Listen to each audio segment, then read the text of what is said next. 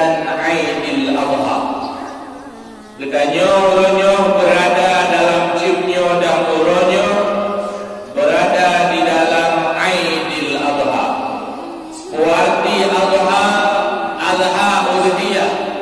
Kuarti udhiyah pengorbanan, kurban.